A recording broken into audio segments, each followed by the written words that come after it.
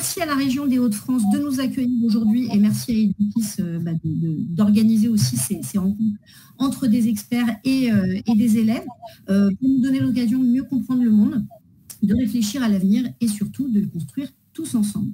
Alors, on se retrouve aujourd'hui pour parler de réalité virtuelle. Alors, pourquoi ? Parce que depuis 2016, la région des Hauts-de-France a équipé plusieurs lycées de son territoire d'espaces d'innovation partagée, les EIP.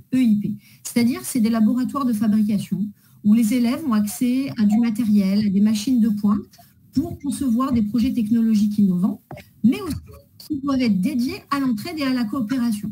Et chaque année, il y a un challenge qui est proposé aux élèves. Alors l'année dernière, c'était la robotique, si je ne dis pas de bêtises. Et cette année, ce sera autour de la réalité virtuelle. Mais ce n'est pas tout. Il se trouve que vous êtes dans une région, les Hauts-de-France, qui est particulièrement engagée sur les enjeux socio-environnementaux. REV 3, Rêve comme révolution, c'est le nom qu'a donné la région des Hauts-de-France à une dynamique collective plus durable et plus solidaire que peuvent rejoindre tous les acteurs du territoire. Et parmi ces acteurs, et c'est là que ça reboucle avec notre rencontre d'aujourd'hui, il y a les collectivités, il y a les entreprises, il y a les habitants, mais il y a aussi vous, les jeunes du territoire. Et donc aujourd'hui, ce qu'on propose, c'est de croiser avec vous ces deux grandes démarches de votre région et de réfléchir ensemble à la façon dont les projets de réalité virtuelle qui vont être développés au sein des EIP pourraient contribuer à répondre aux grands changements qui seront nécessaires pour construire un monde plus habitable pour chacun et chacune d'entre nous. Et alors évidemment, pour ça, il nous fallait une grande professionnelle et on l'a trouvée. Elle travaille depuis des années sur ces sujets de façon quotidienne et elle utilise la réalité virtuelle justement pour bâtir ce monde meilleur. Elle s'appelle Lénaïque Cadet. Salut Lénaïque, bienvenue. Salut, merci beaucoup de m'accueillir aujourd'hui. On est très heureux de t'avoir. Est-ce que tu peux commencer par te présenter, s'il te plaît ? Pas de souci. Alors, du coup, je suis Lénaïque Cadet, je suis docteur en psychologie cognitive. Voilà, j'ai réalisé ma thèse sur les effets de la réalité virtuelle sur la cognition humaine, donc sur notre façon d'apprendre, de vivre des émotions et de nous sentir en fait transportés dans l'environnement virtuel, ce qui s'appelle le sentiment de présence. Et je suis par ailleurs psychologue spécialisée en neuropsychologie. Donc je m'intéresse à la fois à ce qui se passe dans le cerveau et à ce qui se passe au niveau des comportements. Merci. Et je suis, voilà. Et oui, et je suis directrice recherche et développement chez Reverto, voilà, qui travaille, qui crée des solutions en réalité virtuelle, comme tu le dis, pour essayer de bâtir un monde meilleur, un monde où en tout cas on s'écoute un petit peu plus les uns les autres. Et pour ça, on utilise la réalité virtuelle. Merci Lénaïque. Alors traditionnellement, on ouvre toujours nos rencontres par une question aux élèves. Et du coup, là, la question, donc vous pouvez venir au micro si vous voulez détailler votre réponse, mais vous pouvez aussi répondre dans le chat. Quels sujets sont pour vous les plus importants à résoudre aujourd'hui ? Qu'est-ce qui, selon vous, de votre fenêtre de vie, de votre parcours de vie, vous semble être les sujets les plus urgents, les plus importants à traiter aujourd'hui ? Alors, je ne vous affiche pas tout de suite les quelques exemples qu'on avait en tête parce que je ne veux pas vous influencer. Mais si vous avez du coup déjà des personnes qui ont... Est-ce que vous voulez lever la main ? Est-ce que vous voulez donner des exemples ? Et on va demander à vos enseignants d'écrire dans le chat les réponses que vous pouvez donner à la volée. Je crois que je vais vous inspirer un petit peu. Alors, bon, c'est très arbitraire hein, comme proposition d'inspiration. J'aurais pu prendre plein d'autres choses. Là, je vous partage les objectifs de développement durable, mais ça aurait vraiment pu être autre chose. Est-ce que pour vous, la priorité... tiens, il y a quelques réponses. La pollution, les déchets. Ça marche. Merci, Boucherie-Belou. Est-ce qu'il y a d'autres réponses ? Ça peut être la pauvreté, la faim, la santé, l'éducation, l'égalité de genre, tout ce qui touche au travail, tout ce qui touche aux inégalités. Ça peut être la consommation aussi. Ça peut être la lutte contre le changement climatique. Ça peut être la lutte contre la chute de la biodiversité. L'écologie en général. Donc, on a déjà 3 réponses. La pollution, les déchets, l'écologie en général. Ça peut être aussi la paix, la justice sociale, l'efficacité de nos institutions. Vraiment essayer de réfléchir de la façon la plus vaste possible. Aujourd'hui, qu'est-ce qui vous semble ultra prioritaire ? Si on n'a pas réglé ça, on ne pourra pas régler le reste. Je ne vois pas de main levée. Alors, bon, globalement, en tout cas, nettoyer les océans. Très bien, ça commence à sortir. Merci David, merci Selma. Le racisme, la pollution, l'école, le développement durable, les énergies renouvelables, les guerres. Très bien. Allez-y, vous commencez à envoyer. Vous pouvez continuer, hein, on a du temps. Les guerres, ok. Qu'est-ce qui vous vient en tête? Il n'y a pas de mauvaise réponse. Hein. C'est une rencontre. Moi, j'en sais aussi peu que vous sur tout ce que va dire l'ENAIC. Donc, je suis dans la même situation que vous. Je vais apprendre un tas de trucs. Les injustices. Merci, Amida. Lucia nous dit l'abandon des énergies fossiles, le braconnage, le recyclage des batteries. Ok. Alors, globalement, on est effectivement... Merci pour toutes ces réponses. Globalement, on est effectivement le racisme, la faim. Eh bien oui, on est sur des questions environnementales et des questions sociales. On est d'accord. Ça marche. Maintenant, je vais vous poser une autre petite question. Alors, cette autre question, c'est lever la main dans les classes et on va demander, on nous répond encore éducation et harcèlement. Merci. On ferme la santé, l'égalité homme-femme et diminuer les risques naturels. On ferme cette question-là. On a bien retenu vos réponses. Merci beaucoup. Du coup, la question suivante est la question suivante. Et là, on va vous demander de lever la main et on va demander aux enseignants de nous donner une proportion des gens qui ont levé la main dans la classe. Moins de la moitié, à peu près la moitié ou plus de la moitié. À cette question, levez la main si vous pensez que ces changements seront compliqués à mettre en place. Levez la main si vous pensez que ces changements seront compliqués à mettre en place. Et là, je vais essayer de voir les classes en même temps que je vous parle. Alors, levez la main si vous pensez qu'on va galérer, hein, tout simplement. Les 3/4 de oui, ça marche. À peu près les 3/4 de oui. 100% de oui pour Bouchra. 100% pour François. Oui, 23 sur 23. Oh, ok. Bon, on a bien fait de se voir aujourd'hui. Ça marche. Ok. Merci pour vos réponses. 9 sur 14, non, ça reste encore très élevé. Alors, effectivement, je vais vous partager une dernière petite image, puis ensuite on va se tourner vers l'ENAIC. Une petite image que j'ai trouvée sur Internet, que vous avez sans doute déjà vue, c'est, on va dire que c'est un politicien qui demande à tout le monde qui veut que ça change. Alors là, évidemment, tout le monde veut que ça change. Et alors là, qui veut changer? Voilà, là, il n'y a plus personne, il n'y a plus de main qui se lève. Et puis, qui veut conduire le changement, qui veut la tête de ces changements, là, il n'y a carrément plus personne dans la salle. Alors, l'ENAIC, c'est quelque chose que toi, tu constates de façon très massive, les difficultés, ce qu'on appelle les freins au changement. Qu'est-ce que tu peux nous dire de ça? C'est quoi les freins au changement et comment ça s'explique? Alors déjà, c'est quelque chose dans notre quotidien qu'on rencontre. C'est complètement idiot, hein, ce que je vais vous dire, mais changer une habitude, c'est quelque chose d'extrêmement compliqué. Si c'est comme changer votre façon de vous habiller, changer l'ordre dans lequel vous faites les choses le matin, quand une habitude est mise en place, c'est très dur d'en sortir. Et c'est normal, parce que l'humain, il en a besoin. Il en a besoin parce que simplement, en fait, c'est demandeur pour notre cerveau de faire plein de choses. Et donc, du coup, il va mettre en place des habitudes parce que ça va lui permettre, en fait, de moins réfléchir. Et ça, voilà... Votre cerveau, il est fait comme tout le monde, il cherche à en faire le moins possible pour avoir le plus de résultats possible. Donc du coup, c'est vraiment une norme et on est fait comme ça, de manière à mettre en place des habitudes pour rendre le quotidien un petit peu moins pénible à organiser. Donc ça, c'est le premier phénomène. Sortir d'une habitude, ça demande déjà d'avoir envie et de mettre en place un travail. Ensuite, il y a une autre question, et là, c'est un petit peu moins personnel, mais ça y est, on pense un petit peu plus au niveau du groupe, c'est qu'on a mis en place des normes. Pareil, c'est compliqué de vivre ensemble, on est tous différents, on est tous exceptionnels, et il se met en place en fait une sorte de norme. Ça va? Ouais, ça va.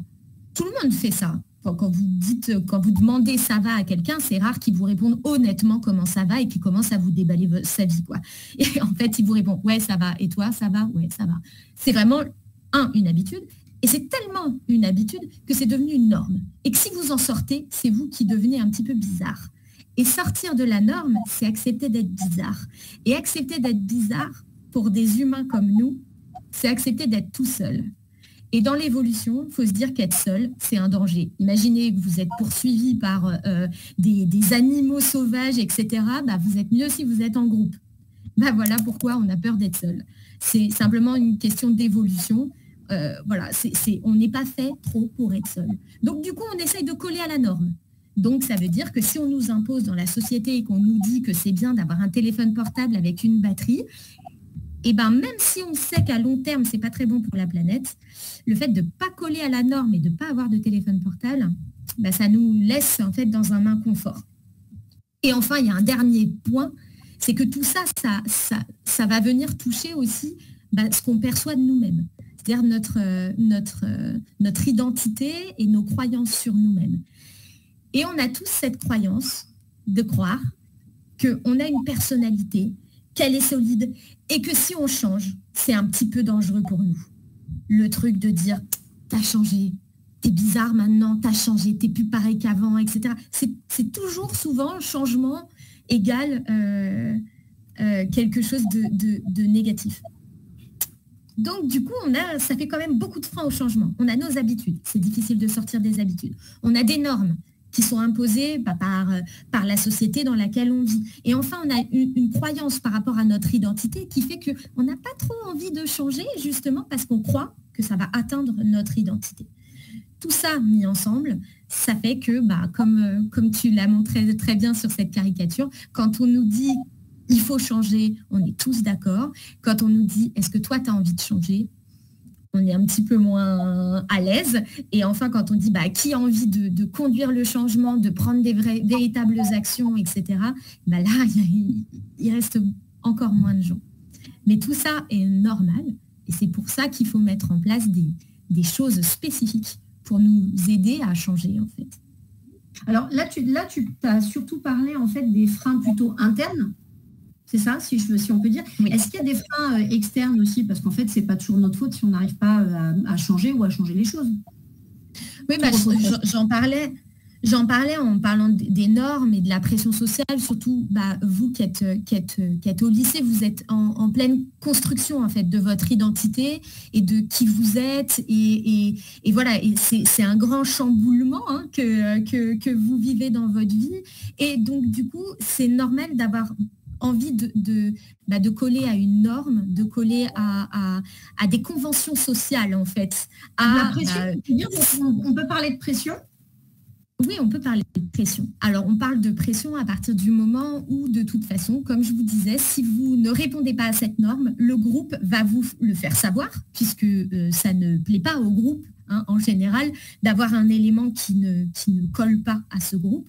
Et donc, du coup, on va vous faire savoir que vous n'êtes pas normal, du coup, et qu'il faudrait que vous changiez. Donc, ça peut être sur plein d'aspects. C'est quand on a un accent, c'est quand on ne s'habille pas pareil, c'est quand on a une couleur de cheveux qui n'est pas la même, c'est parfois quand on a une couleur de peau même. Enfin, voilà, et c'est là où on vient toucher un petit peu à tout ce que vous avez donné un peu comme élément. On parle de dynamique de harcèlement, on parle de dynamique de racisme. En fait, c'est des choses qui se mettent en place justement comme ça, avec le groupe qui vient mettre la pression sur des individus sur le fait d'être tous identiques, en fait, quelque part. Merci Lénaïque. Je vais partager quelques images qui illustrent un peu ce que tu dis, quoi. Cette pression, cette difficulté parfois de se sentir aussi retenu en arrière, les moments où nous-mêmes, on a du mal à sortir de nous et à affronter ces normes, et puis aussi la façon dont on se perçoit nous-mêmes, la façon dont on se perçoit et la façon dont on essaye de suivre le groupe. Merci. Du coup, je me tourne à nouveau vers les classes. Selon vous, en fait, pareil, n'hésitez pas à envoyer vos réponses à la volée. On va demander à vos enseignants de les écrire dans le chat. Dans tout ce que vient de dire Lénaïque, qu'est-ce qui vous paraît le plus fort? Est-ce que ce qui vous empêche de changer, c'est plutôt les normes, c'est plutôt votre vision de vous-même, c'est plutôt, je ne sais pas, l'environnement? En fait, dans tout ce qu'elle vient de décrire, qu'est-ce qui vous a le plus parlé?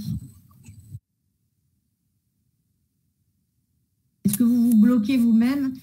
On peut peut-être faire deux grandes catégories. Est-ce que vous sentez que c'est plutôt vous, l'extérieur, qui vous bloque ou plutôt l'intérieur?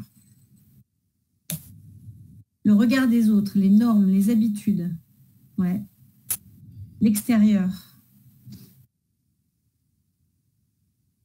Ok. C'est intéressant parce que en fonction des âges, sans doute, on ne doit pas avoir les mêmes réponses. Quand on est plus vieux comme nous, on a plutôt tendance à dire que c'est nous-mêmes qui devons changer. Et quand on est plus jeune, on a le poids effectivement de la société sur les épaules. Alors 7,23, pas du tout. 7 sur 23 pour Capitaine David. Certains sont trop dans le jugement. Pour David Deschamps, la société qui met les normes en place, Amida Laboudi. François Neuf nous dit l'extérieur. Jean-Philippe Réveillon, faut-il changer les habitudes? C'est ce qu'on va voir, justement. Le jugement des personnes, Bouchra-Zelou, Philippe Herbeau nous dit les normes de la société. Donc oui, c'est beaucoup de pression extérieure. La société, mais aussi l'habitude. Bon, quand même, globalement, c'est plutôt l'extérieur qui pose problème, mais effectivement, on prend conscience qu'il y a des habitudes nous-mêmes qu'on met en place. Alors, du coup, merci pour ça, Lénaïque. Merci les classes pour vos réponses. Continuez à creuser ce sujet, il est intéressant parce que c'est comme ça qu'on se voit venir. Et c'est comme ça aussi qu'on apprend à se libérer du regard des autres. Donc, et ça prend une vie, hein. Je crois qu'on peut le dire, nous, avec le recul, ça prend une vie. Du coup, comment la réalité virtuelle, aujourd'hui, elle agit sur le cerveau? Donc là, on va garder toutes les réponses qu'on a eues là sur les freins au changement, on se les met de côté. Et on va parler maintenant de réalité virtuelle et puis on joindra les deux bouts juste après.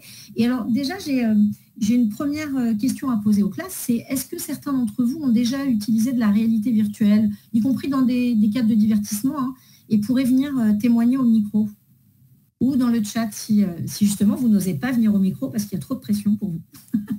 Alors, la classe de Jeune Pierre répond oui. Est-ce que l'un d'entre vous ou l'une d'entre vous a envie de venir au micro et nous partager son expérience? Moi, une fois, j'ai fait du grand 8 en réalité virtuelle, mais c'était pour des pubs dans chez un grand distributeur. Et donc, on faisait des grands 8 comme ça dans les rayons pour voir ce qu'on voulait acheter. Donc, c'était de la pub. Alors, on nous dit oui, Réveillon Jean-Philippe, 70%. Lucia aussi. Castelli a du monde qui pourrait partager. Philippe Herbeau, la moitié de la classe a testé. Vous êtes timide, la classe de Jeune Pierre? Nous aussi, on est timide. Ne vous inquiétez pas, venez, on se rentre timide. C'est normal. Ouais. C'est normal, c'est dur de parler. Est-ce qu'il y en a d'autres qui voudraient prendre la parole? N'hésitez pas. Trois élèves qui ont testé dans la classe d'Anida. Classe de réalité virtuelle au musée d'histoire naturelle. Ça pourrait être sympa à partager. Nos réponses, c'est impressionnant. Et dans le cadre des jeux vidéo. Alors, ok, du coup, puisque vous n'osez pas venir au micro, et on le comprend, est-ce que vous pouvez nous dire, au moins dans le chat, là, on vient de nous dire que c'était impressionnant, qu'est-ce que vous avez ressenti? Qu'est-ce qui vous a le plus marqué? Est-ce que, je ne sais pas, est-ce que vous avez eu des sensations? Est-ce que vous avez eu des émotions? Qu'est-ce qui vous a le plus frappé dans ce que vous avez fait? On nous dit c'est très impressionnant. Qu'est-ce qui vous a impressionné particulièrement? Moi, je me rappelle avoir testé aussi une fois un casque de réalité virtuelle où j'étais sur la Lune et ils avaient mis en place tout un système où on était retenu par des sangles pour reproduire même la gravité de la Lune. Ce qui fait qu'on était sur la Lune et qu'à chaque fois qu'on bougeait, on bougeait plus lentement. C'était censé reproduire plus ou moins la gravité de la Lune. C'était assez incroyable. Alors, on nous dit impression de réalité, perte de repères, immersion totale. La classe d'Edwige Marquez nous dit thématique environnementale au planétarium Capelle-la-Grande. Ça va être intéressant. On va vous poser des questions là-dessus après. Bon, immersion totale. Alors, la peur quand on joue à un jeu d'horreur. Oui, c'est aussi la dimension immersive, carrément. Alors, Lénaïque, du coup, au niveau neuroscientifique, qu'est-ce qui se passe dans le cerveau quand on est dans un cadre de réalité virtuelle?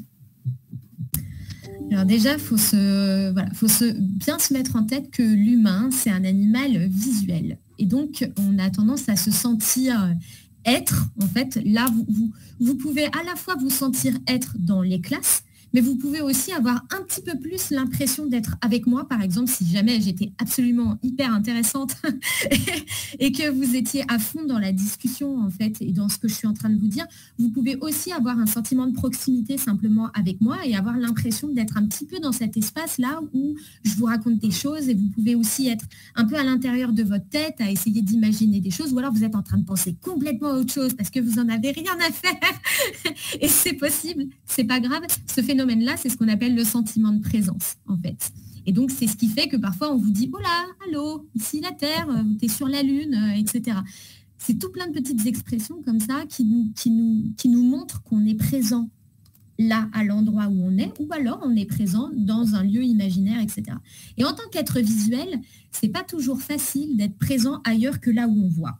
Et donc, quand on vous met un casque de réalité virtuelle sur les yeux, eh bien, vous êtes un petit peu catapulté dans cet environnement parce que comme votre cerveau voit cet environnement, pour lui, il se dit que vous y êtes. C'est-à-dire que vous n'oubliez pas, on n'est pas dans un film de fiction, vous n'oubliez pas que ce n'est pas vrai. Mais il y a quand même une partie de votre cerveau qui traite l'information comme si elle était réelle. Et il y a notamment la partie qui traite les émotions, qui, elle, est extrêmement centrale parce qu'il faut se dire qu'une émotion, c'est toujours vrai. Il n'y a pas de fausses émotions, etc. Et elle a toujours une utilité. Si vous ressentez des émotions, c'est absolument pas pour vous perturber, c'est pas quelque chose de négatif, etc. C'est ce qui fait de vous quelqu'un d'intelligent, parce que c'est ce qui fait que, en fait, vous allez prendre des décisions pour votre survie. Les émotions, à la base, elles sont là pour ça. C'est-à-dire, il y a une araignée, danger, je risque de mourir, il faut que je cours. Il y a une source de nourriture, c'est super agréable, trop bien, il faut que je me souvienne que là, il y a de la nourriture parce que c'est bon pour ma survie. Donc ces émotions-là, elles sont essentielles. Et donc quand vous ressentez une émotion en réalité virtuelle, elle est vraie, quoi qu'il arrive. C'est pour ça que je voyais, quand on joue à des jeux vidéo ou à un jeu d'horreur, etc., en fait, c'est normal d'avoir peur. Et c'est aussi normal de se sentir être dans cet environnement. Donc au niveau neuronal, en fait, ce qui se passe, c'est que votre cerveau, il traite l'information visuelle en se disant « Oh, chouette, je suis dans une savane ». Vous pouvez même commencer à vous dire, en voyant ce super documentaire en vidéo 360 dans un casque de réalité virtuelle, c'est bizarre, j'ai l'impression d'avoir un petit peu plus chaud, etc. Parce qu'en fait, votre cerveau, il s'adapte et il se dit « Tiens, comme je suis dans la savane, je devrais avoir chaud ». Donc, il envoie plein de signaux partout pour dire « t'as pas un peu plus chaud ?» Et puis finalement, il va interpréter des petites élévations de température comme « mais ouais, c'est vrai, t'as vraiment chaud ». Parce que le cerveau, il ne comprend pas qu'il y ait des choses incohérentes. Il n'est pas fait pour ça. Voilà, je vous rappelle, on est un petit peu des animaux quand même à la base. Donc, on n'est pas du tout fait pour avoir un casque de réalité virtuelle devant les yeux. Donc, il s'adapte et il essaye de faire corréler un petit peu toutes les informations qu'on lui donne pour que ce soit un tout cohérent. Je reçois une information, je suis dans une savane, il y a un gros lion qui arrive vers moi, il y a potentiellement un danger, je vais avoir un peu la trouille, je vais avoir le rythme cardiaque qui va augmenter, je vais commencer à transpirer, à me sentir pas très bien, et quand le lion va me sauter dessus, je vais sursauter. C'est normal, et c'est ce qu'on appelle l'immersion ou le sentiment de présence.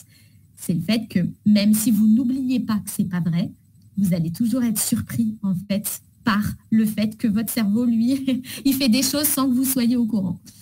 Et donc, du coup, voilà, c'est la différence entre le traitement de l'information et la conscience, en fait. Et vous pouvez traiter plein d'informations sans en être conscient. Donc ça, c'est essentiel à comprendre pour vraiment mettre en place qu'est-ce qui se passe en réalité virtuelle.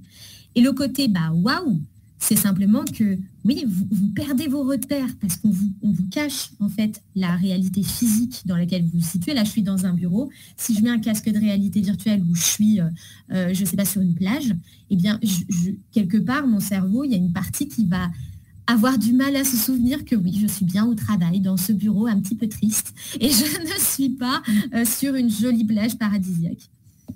Donc voilà, il faut vraiment avoir ça en tête. Alors, je vais partager une petite vidéo d'un des alors c'est une bande-annonce, c'est pas le film en entier, bien sûr, qui a été réalisé chez toi, Lénaïque, chez Reverto, justement sur le consentement.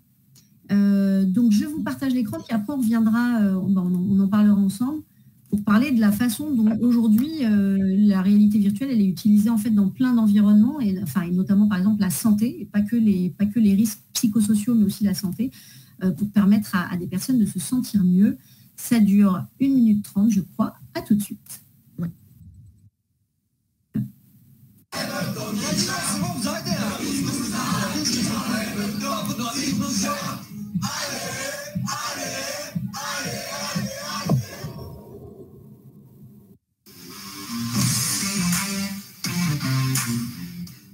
Je suis un peu trop vieux, je me suis pas rendu compte.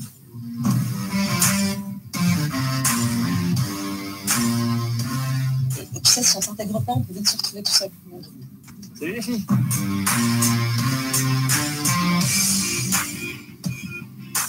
On va rêver qu'une blonde saura faire une équation différentielle. Hein?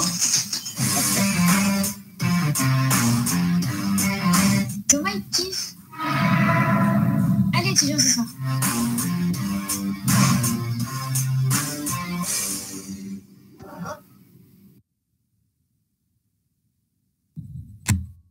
Tac. Lénaïque, aujourd'hui, dans quel domaine on utilise la réalité virtuelle? Est-ce que, alors, dans le divertissement, là, on l'a vu beaucoup en fait dans les réponses qui ont été données, mais aussi dans l'éducation, comment c'est utilisé en fait aujourd'hui? Alors donc oui, il y a le divertissement, le loisir, le jeu vidéo, évidemment, ça c'est les premières choses un petit peu évidentes. La culture aussi. Voilà, il y a une exposition là à Lyon sur la visite d'une pyramide, par exemple, qui a été reconstituée en réalité virtuelle. Mais c'est aussi, en fait, avant tout, un marché de la formation.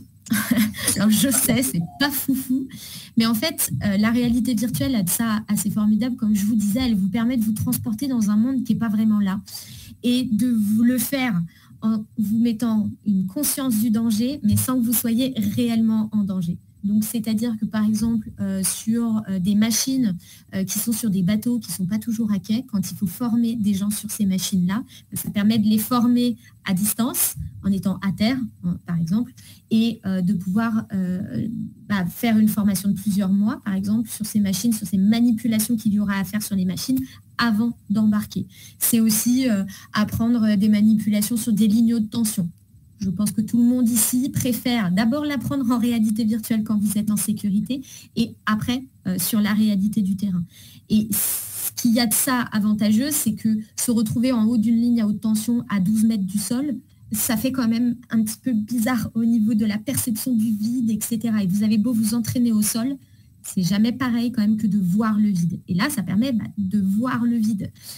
Et nous, chez Reverto, on utilise ça, alors pas pour des gestes techniques, comme les exemples que je vous ai donnés, mais plutôt pour parler des risques psychosociaux, c'est-à-dire des risques qui sont dus au comportement humain, en fait, les uns avec les autres.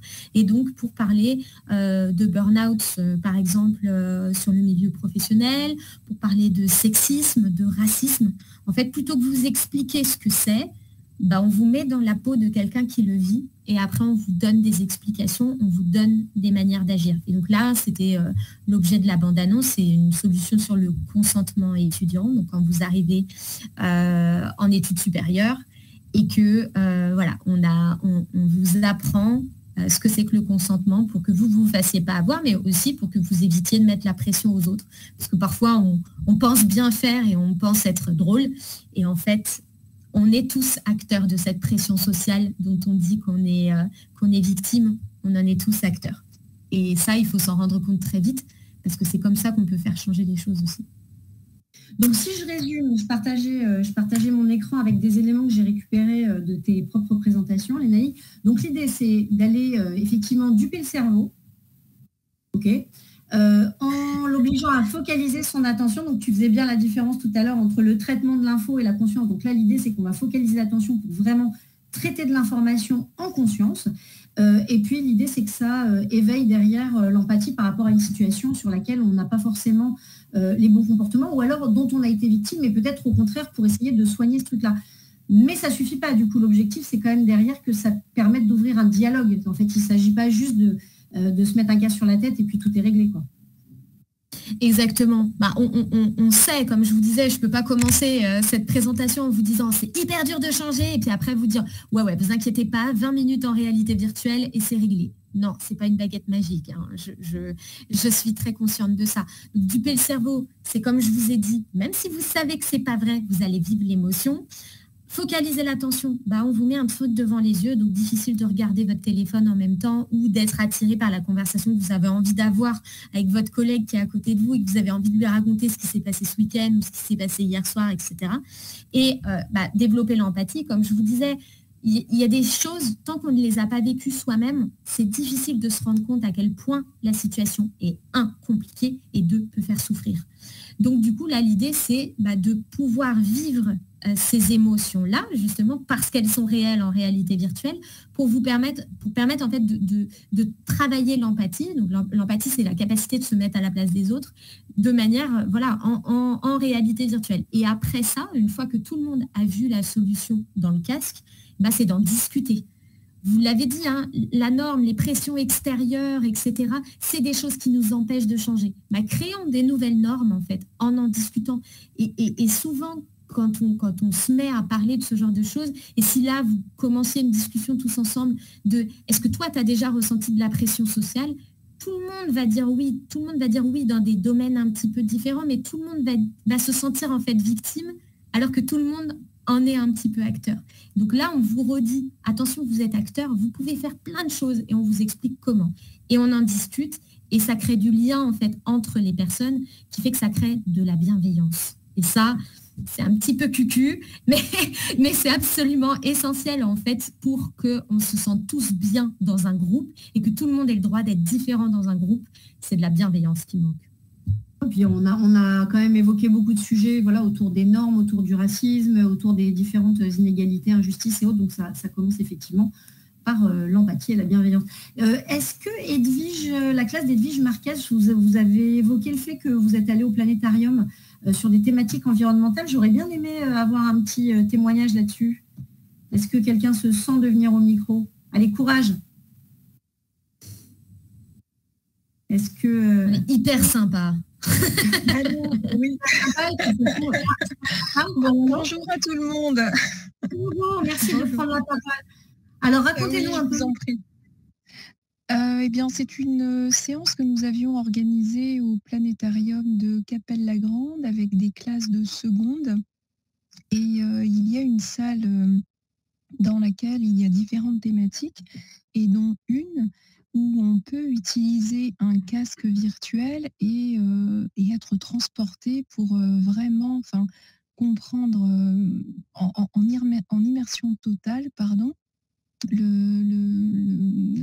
comment dire, comment je peux vous expliquer ça?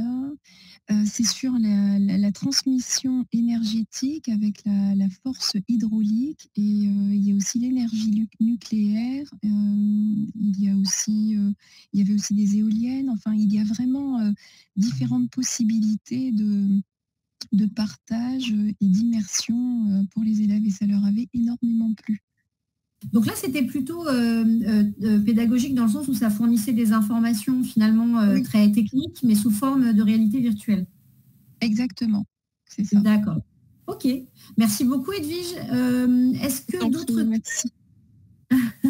Est-ce que Jean-Philippe Réveillon, pareil, vous l'aviez évoqué, apparemment vous avez fait des tests, vous avez testé la réalité virtuelle. Est-ce que vous voulez nous partager ça? Est-ce que quelqu'un peut nous partager une immersion qui était plutôt... qui allait rechercher l'empathie justement par rapport à un sujet ou à une problématique? Là, Edwige nous a partagé des expériences de réalité virtuelle vraiment à visée pédagogique avec des informations techniques.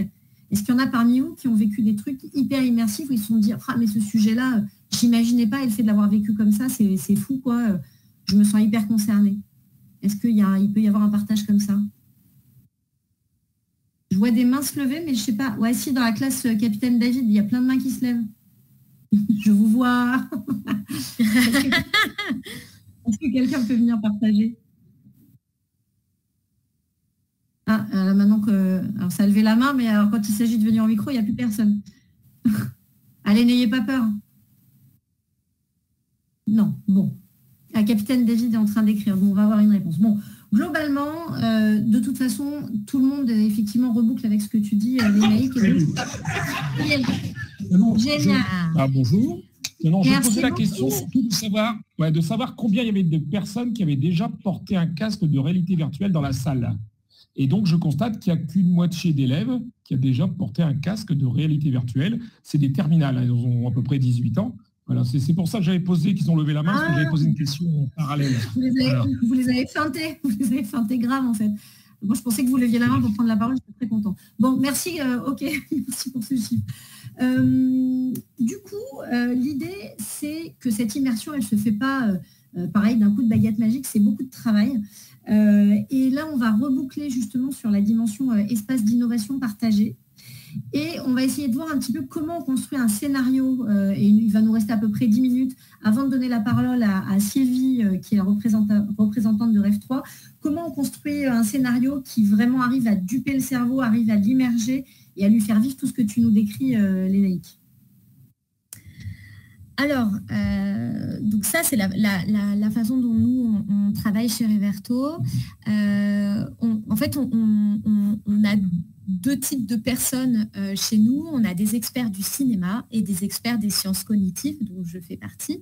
Et l'idée, c'est de travailler ensemble. Donc, c'est-à-dire qu'on va regarder d'abord, d'un point de vue très théorique, comment cette thématique, elle a déjà été abordée par le passé, comment on fait, quels sont les leviers en fait d'action qui vont permettre de changer, comme je vous disais.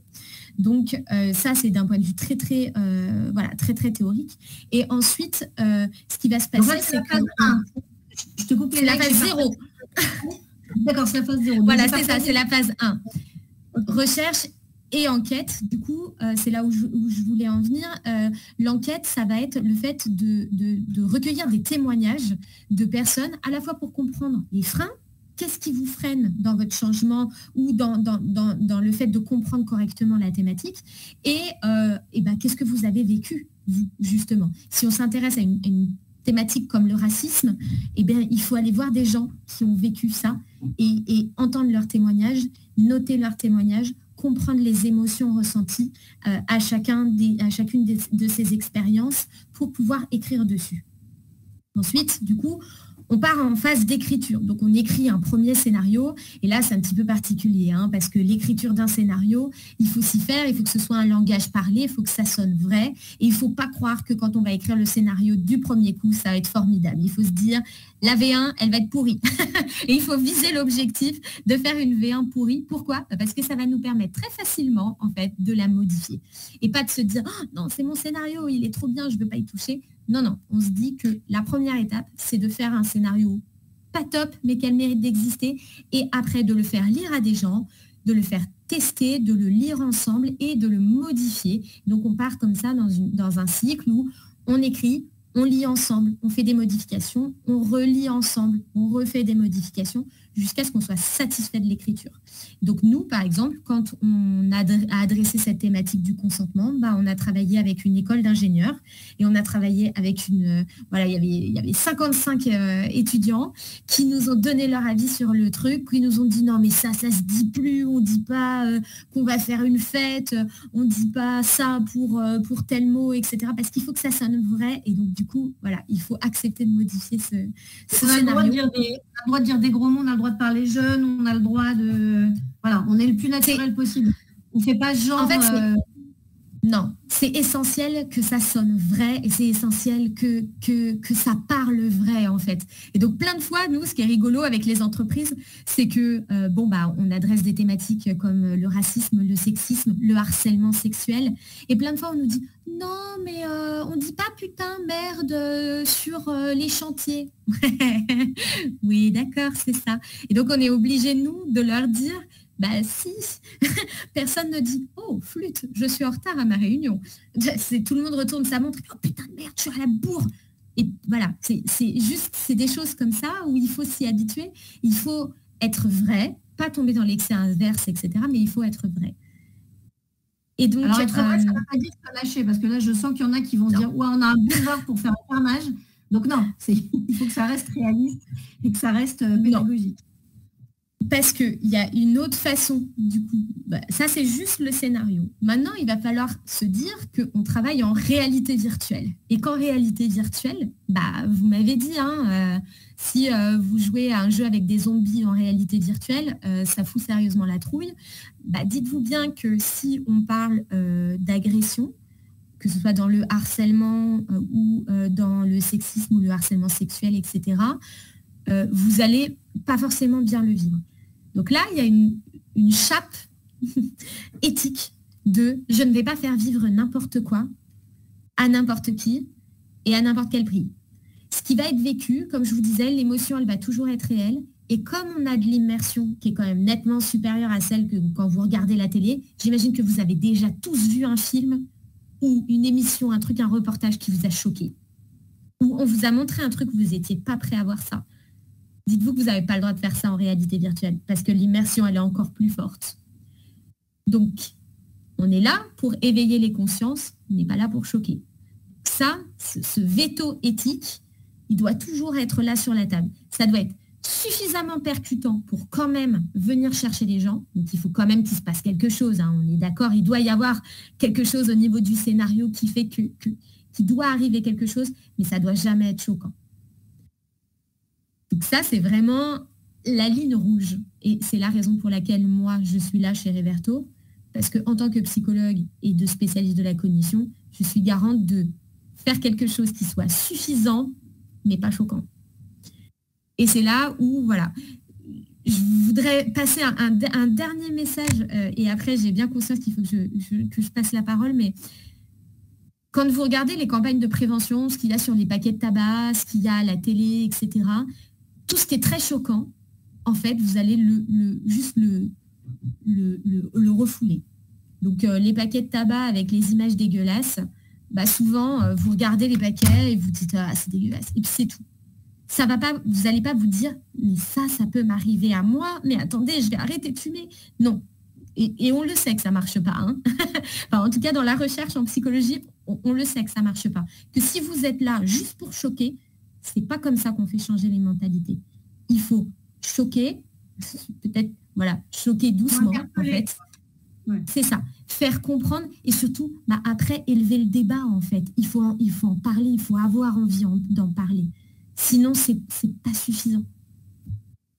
Donc l'idée, et c'est pas mal du coup qu'on ait à la fois des classes dont les lycées bénéficient des EIP et d'autres classes qui n'en ont pas, c'est que dans cette phase d'origine, d'enquête, de lecture de publication, d'analyse, etc., d'entretien, l'idée c'est que vous alliez chercher, selon le sujet qui vous intéresse, vos bénéficiaires et puis aussi vos détracteurs. Parce que l'idée c'est d'essayer de comprendre justement les freins de chacun et en même temps comment il y en a d'autres qui peuvent se retrouver victimes de ces refus du changement.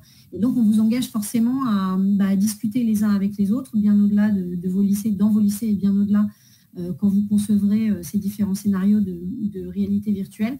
Et du coup, dans les tests, de faire attention à tout ce dont l'ENAIC vient de vous parler.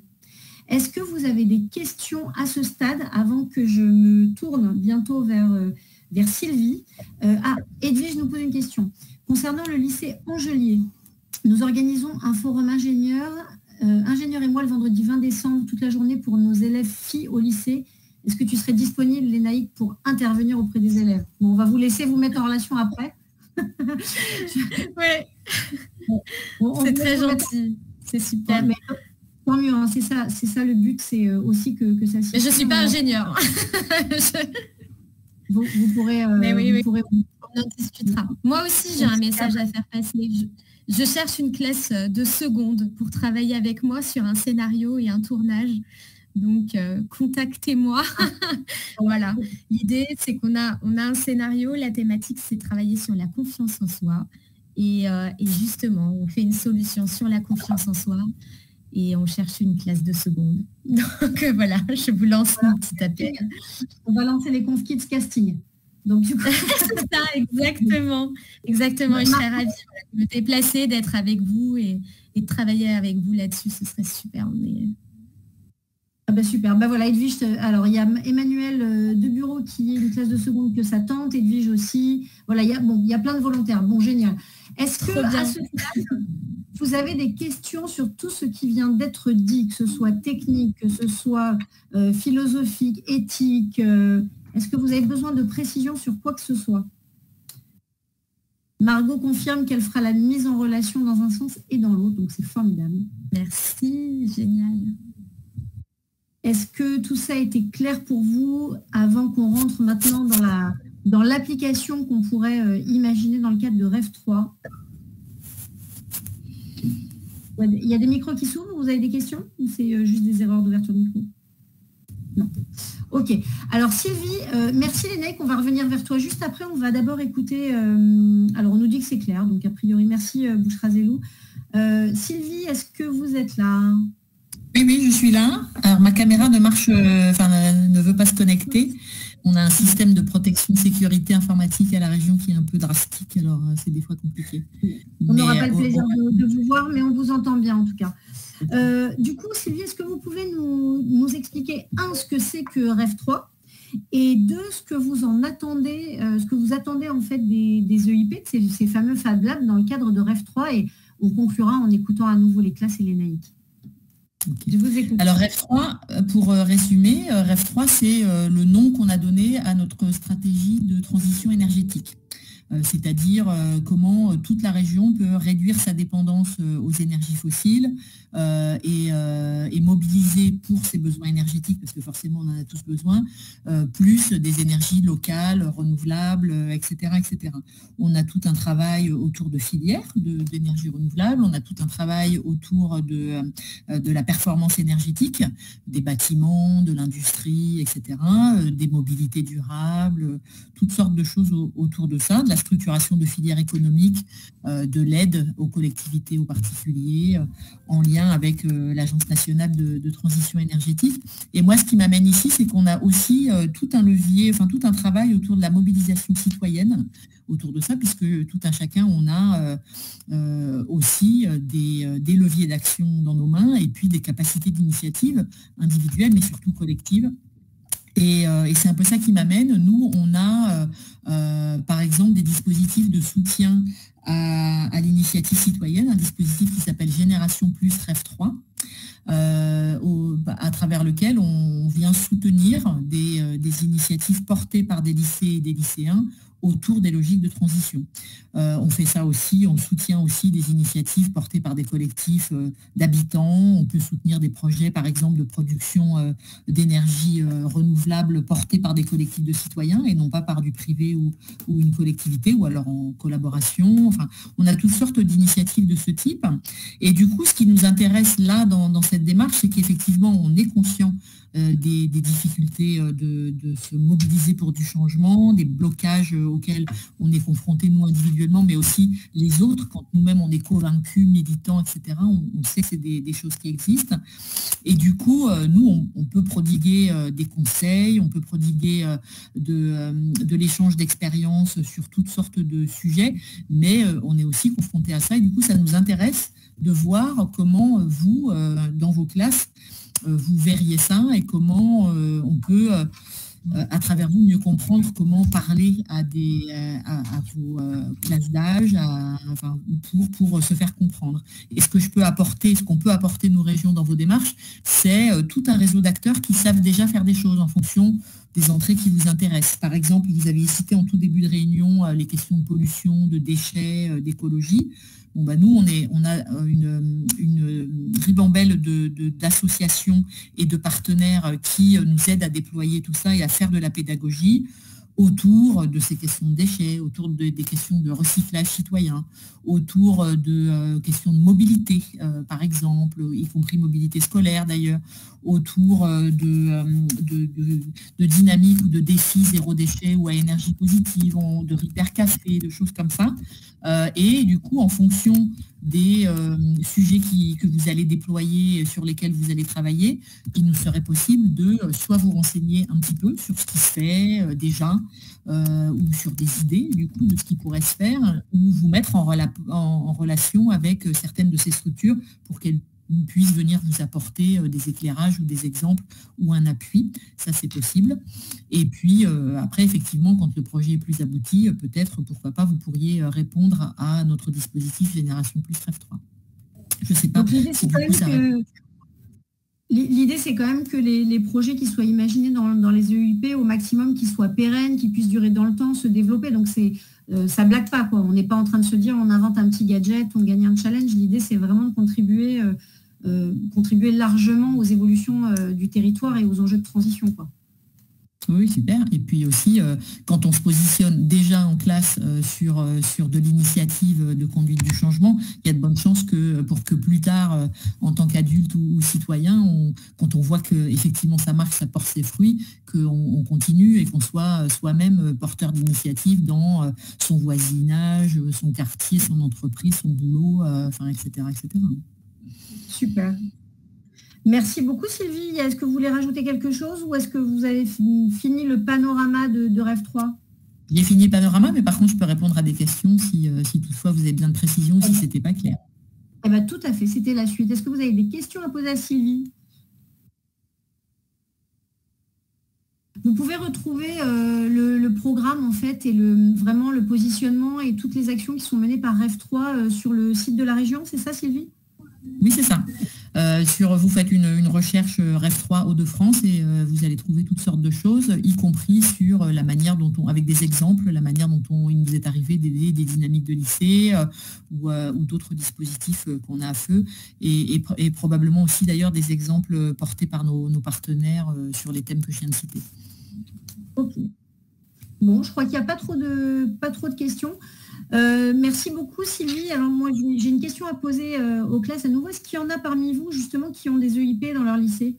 Est-ce qu'il y a des classes qui ont des EIP dans leur lycée et qui pourraient nous raconter un petit peu comment ça se passe en pratique, qu'est-ce qu'on y trouve, qu'est-ce que vous y faites pour les lycées qui n'en ont pas, histoire de décrire un petit peu, de donner le décor.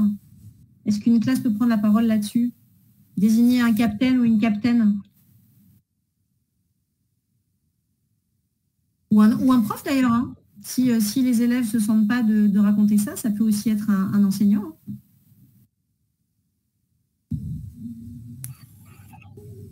Alors, est-ce qu'on a quelqu'un? Il y a un micro qui s'est ouvert, c'est qui? Non, ça ne s'ouvre pas. Oui, Lucia Castelli, ben vous pouvez nous, si vous pouvez nous en parler, on prend la remarque. Un élève demande c'est quoi un EIP. Alors c'est ce qu'on disait au tout début de la conférence, j'ai peut-être été un peu vite. En fait, ce sont des espaces d'innovation partagés qui sont installés dans un certain nombre de lycées des Hauts-de-France et qui sont installés grâce à la région, grâce à votre région, pour permettre en fait des innovations technologiques, de produire des innovations technologiques et qui permettent aussi de favoriser de l'entraide, de la collaboration. Et l'idée d'aujourd'hui, c'est justement de réfléchir à comment ces EIP ils peuvent contribuer par le challenge de cette année à l'initiative REF3 de la région, c'est-à-dire la transformation socio-environnementale de la région. Alors, donc, Luciane n'y va pas. Bon, alors nous, on n'a pas de description de ces EIP, mais je ne sais pas, vous pouvez peut-être vous faire, je ne sais pas si c'est possible d'un lycée à l'autre, d'inviter des élèves pour les faire découvrir et de créer des ponts comme ça. Je lance l'idée, je ne suis pas sur la région, je ne sais pas si c'est possible, mais ça peut valoir le coup que vous découvriez ça et que vous réfléchissiez tous ensemble. On arrive au bout de cette rencontre. Lénaïque, dans ce que vient de décrire Sylvie, est-ce que tu vois des idées sur lesquelles rebondir? Elle parlait de la mobilisation citoyenne, notamment comment convaincre des citoyens de s'engager là-dedans. Est-ce que toi, tu as des idées qui te viennent comme ça d'inspiration pour nos élèves? Moi, je pense que tout ce que vous rencontrez aujourd'hui, et souvent, je sais que c'est difficile au lycée de aussi croire en ce que vous vivez comme étant quelque chose de suffisamment important pour mettre en place des choses. Et en fait, je pense que si vous vous réunissez, que vous vous laissez l'autorisation d'avoir la parole et de parler de vos challenges quotidiens et de parler de ce qui vous traverse, de vos difficultés, et ça peut être très personnel, comme on l'a vu, hein, le racisme, les discriminations, des formes d'injustice, des choses qui vous révoltent et que vous avez envie d'agir dessus. Voilà, ce qui compte, c'est que vous trouviez cette énergie-là en vous aussi. Et donc voilà, pas faire un projet parce qu'il faut faire un projet, mais faire quelque chose qui vous anime. Et voilà, et moi, si j'adresse ces sujets-là, c'est qu'en général, il y a une pointe de quelque chose qui m'énerve profondément dans l'injustice du harcèlement scolaire. C'est le premier projet avec lequel j'ai travaillé chez Riverto. Et c'est quelque chose qui me touchait et où j'avais envie vraiment profondément de faire quelque chose. Et voilà, je pense qu'il faut commencer par là. Qu'est-ce qui vous anime? Qu'est-ce que pour vous, ça devient mais insupportable et qu'il faut changer ça? Et ça peut être, parfois on a l'impression que c'est trop petit ce qu'on vit et en fait non, laissez de la place à ça. Et après, je suis sûre que le projet, il parlera de lui-même. Voilà, je crois que toutes les grandes idées commencent par des petites attentions, des petites idées. Donc oui, voilà. Merci. L'avenir est à vous. Sentez-vous légitime. Allez-y, foncez. C'est à vous de construire ce que vous voulez voir advenir. Et nous, les anciens, les plus anciens, et comme le redisait Sylvie, on est à vos côtés pour fournir les moyens, pour fournir les réseaux, pour donner des coups de main, pour vous aider à réaliser ce qui vous semble devoir être réalisé dans ce monde qui est le vôtre. Voilà. Eh ben, merci à toutes, merci à tous d'avoir participé, merci aux enseignants.